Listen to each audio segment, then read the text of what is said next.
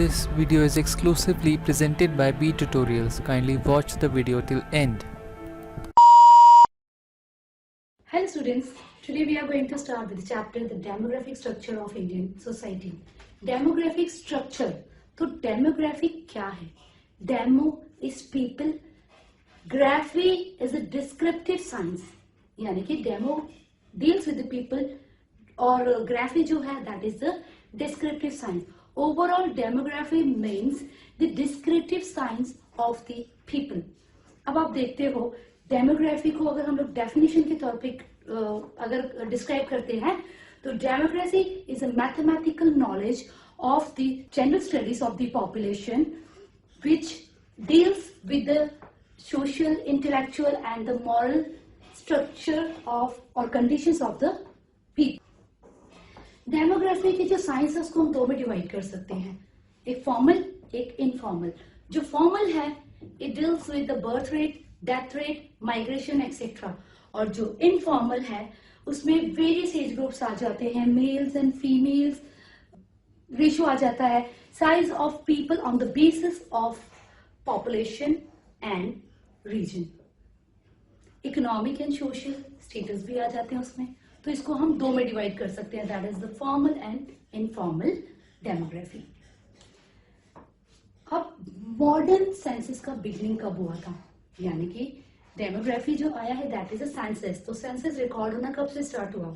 The beginning of modern census started in the year 1867। तो जो पहला सेंसस रिकॉर्ड किया गया था दैट वाज 1867 टू 72, सिर्फ 5 साल के लिए।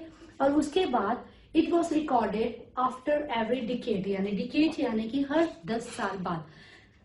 10 साल के बाद एक सेंसस रिकॉर्ड आता है जिसमें पॉपुलेशन काउंटिंग होती है। तो फर्स्ट जब ये स्टार्ट हुआ था दैट वाज इन 1867 टू 72, वो 5 इयर्स के लिए था। उसके बाद इन्होंने यही चीज यही डिकेड की बात कर दी, यानी कि the census will be recorded after every decade, 61 to 71, 71 to 81, 81 to 91 and so on.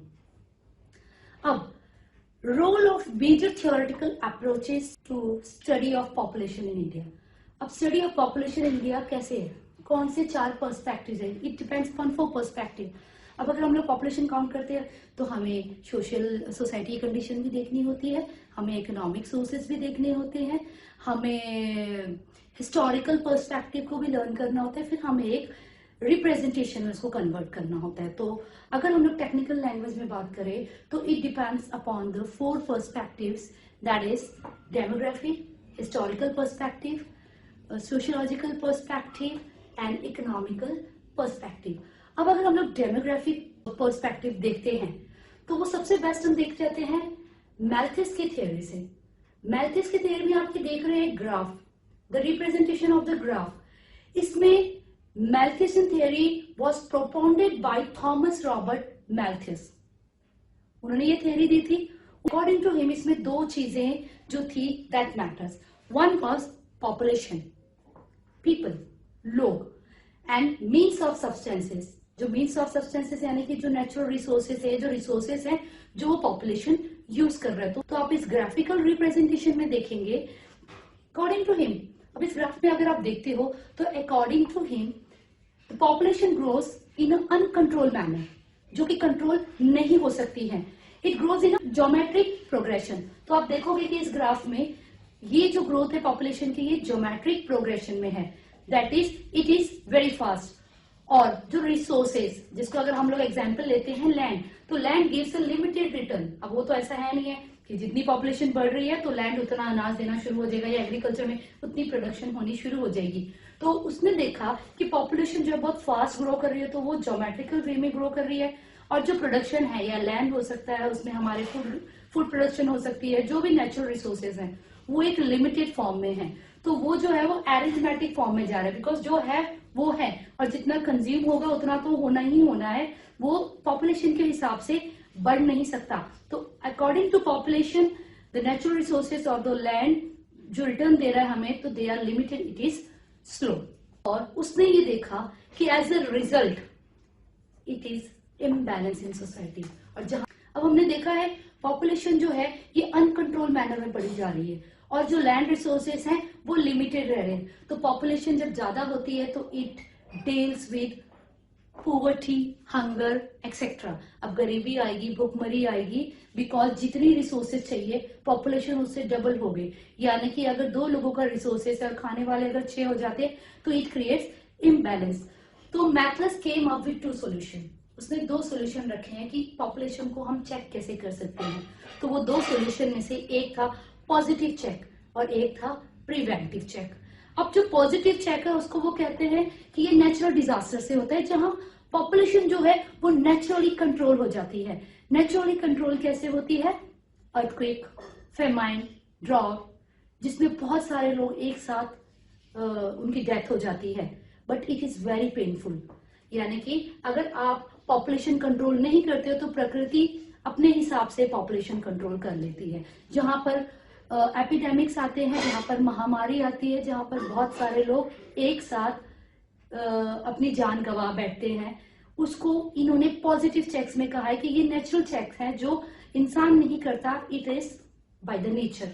Second, जो वो प्रिवेंटिव चेक्स की बात कर रहे हैं, तो प्रिवेंटिव चेक अलग सोल्यूशन है जो दिस इज मैन मेड, जो इंसान खुद बनाता है, जिसमें लेट मैरिज, देरी से शादी करना, सेलिबेसी, कुंवारे रहना, या यूजिंग कॉन्ट्रासेप्टिव्स। तो ये है जो इंसान या ह्यूमन बींग्स खुद इसको यूज करते हैं टू कंट्रोल द पॉपुलेशन। और पॉजिटिव चेक वो है जो नेचुरली होते हैं, disasters. And disaster that is first one is very painful, और जो सेकेंड वन है वो वहां पर ह्यूमन बींग खुद एक मेंटल स्टेबिलिटी में होता है कि मुझे पॉपुलेशन कंट्रोल करनी है, this are the things we are I am going to use in the manner to control the population, जिसमें वो पर्सनली इन्वॉल्व होते हैं। वो पर्सनल अपने आप, जिसको हम नुकसान नहीं कहते हैं, जो प्राकृतिक तरीके से नहीं आता, वो अपनी मर्जी से उसको अडॉप्ट करते हैं।